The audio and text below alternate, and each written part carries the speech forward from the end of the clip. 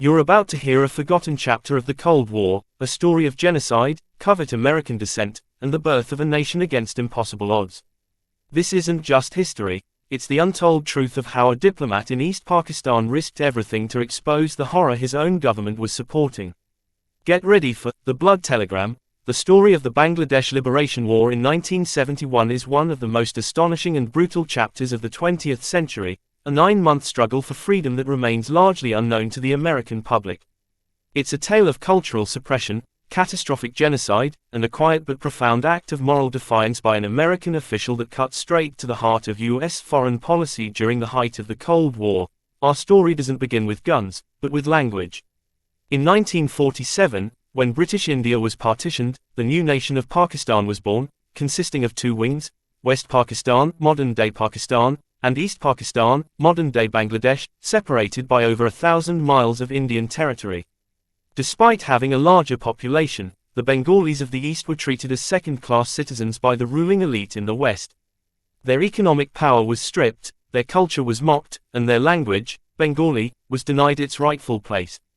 This cultural and political disparity was the slow-burning fuse. The spark came in late 1970 with a devastating cyclone, Bola, which hit East Pakistan, killing up to 500,000 people. The West Pakistani government's slow, dismissive response confirmed every fear of neglect. Then, the political crisis. In the 1970 general election, a man named Sheikh Mujibur Rahman and his Bengali party won a clear majority across all of Pakistan. This was unacceptable to the West Pakistani military junta.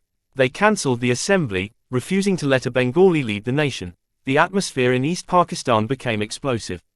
On the night of March 25, 1971, the West Pakistani military launched Operation Searchlight, a coordinated, brutal military crackdown aimed at suppressing all Bengali nationalism. Targets included students, intellectuals, political leaders, and the Bengali members of the military and police. This was not a punitive action, it was the start of a systematic genocide.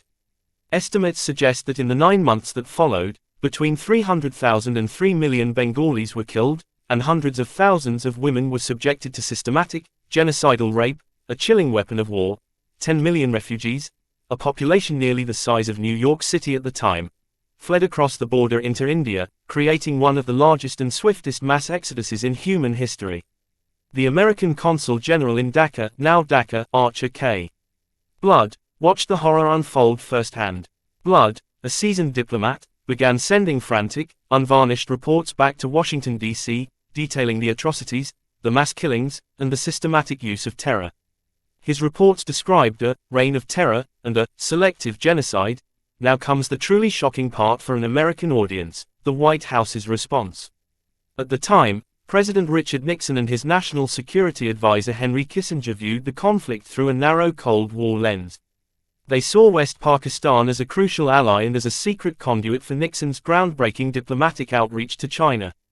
The Bengali people's suffering was deemed a necessary cost to secure this major geopolitical play. Despite the overwhelming evidence of mass murder, the Nixon administration stood by the Pakistani military regime and even continued to supply them with American arms, routing aid through a covert loophole called the tilt.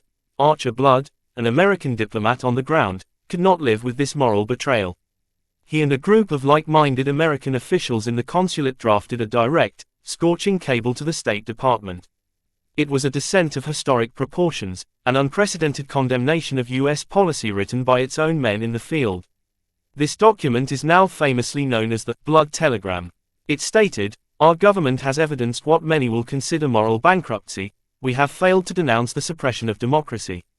We have failed to denounce atrocities. Our governmental policy is being conducted publicly and privately in a manner which is totally divorced from the realities."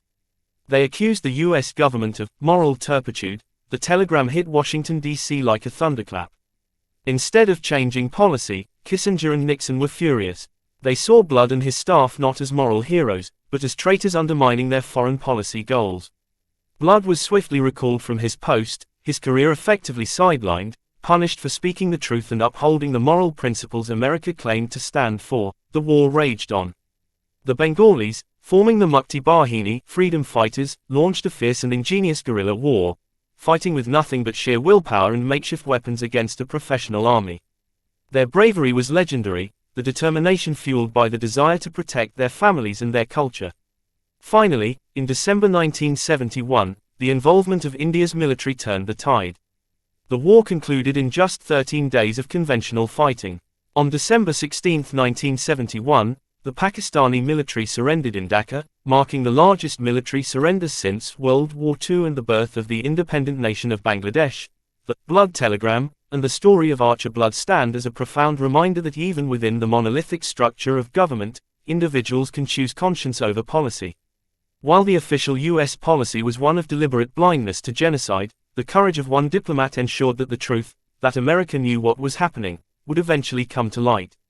The independence of Bangladesh, born from a struggle of historic suffering and extraordinary human spirit, serves as an enduring testament to the power of a people united by language, culture, and the uncompromising will to be free. Archer Blood, years later, described the moral dilemma he faced as the toughest choice of his life, a choice that ultimately cost him his professional ascent but preserved his soul.